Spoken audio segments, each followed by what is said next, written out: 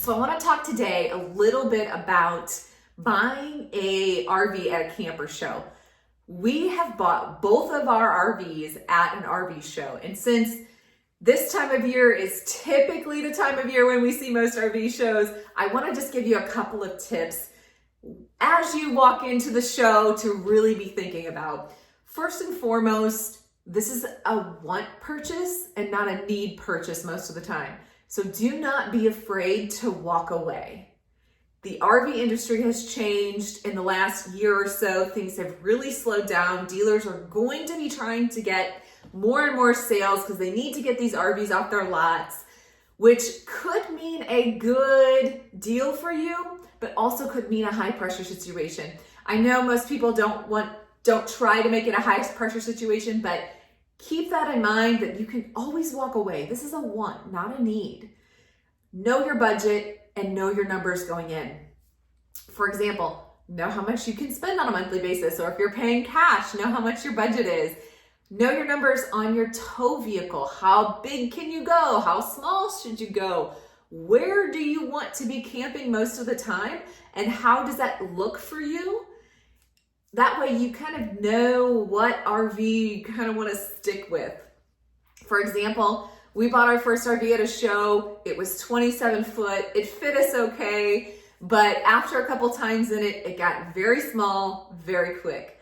So we upgraded to a 40 foot fifth wheel about a year later. And now we love it because we have plenty of space, plenty of storage, and our camping needs kind of changed. So know your numbers and know how you want to be camping so that you can try to find the best unit for you. Always consult with somebody. Don't be afraid to ask questions when you're at the show. Let me give you a prime example. So last year at the show here in St. Louis, our mobile RV repair company we had a booth and we were walking around and talking to people. And we ended up talking to this couple in a unit, and it was a very beautiful unit. However, there were some small little flaws that had you not been a regular camper, you would not have thought of. For example, the way the slides came in, you could not get to the refrigerator to load your RV for a weekend trip or a 2-month stay without putting one of the slides out.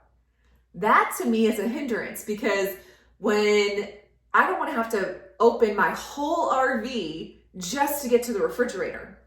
In my unit now, I don't have to do that. I can come in and get right to the fridge. I can get right to the bathroom, right to the bedroom. So if I'm traveling and I need to stop for a night, I don't have to put anything out. I can literally just go in and get in bed, or I can go in and use the bathroom, or go in and get the fridge.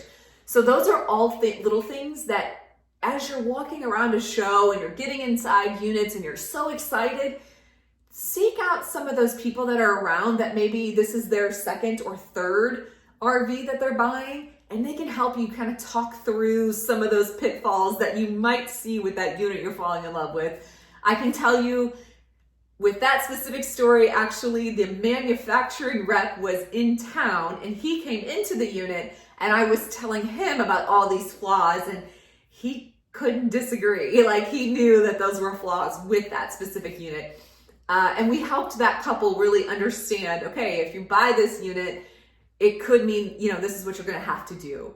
And, did they buy, did they not buy? I don't know. But if you're in a situation where this is your first time, look for the other people that are there that maybe have camped before. If you're in St. Louis and you're coming to the RV show in St. Louis, hit us up. We'll have a booth. Pull through sites. Just look for us. We are happy to walk over and look at units with you and talk about, what would work and what would maybe not work for your family. The other thing, again, as I said before, do not be pressured to buy. Do your research before going to the show. Understand that sometimes the show price is not the best price that you can get. Even if you've got a unit and it's in Michigan, but it's $10,000 cheaper than what you can get it in a different state, that might be a better deal for you.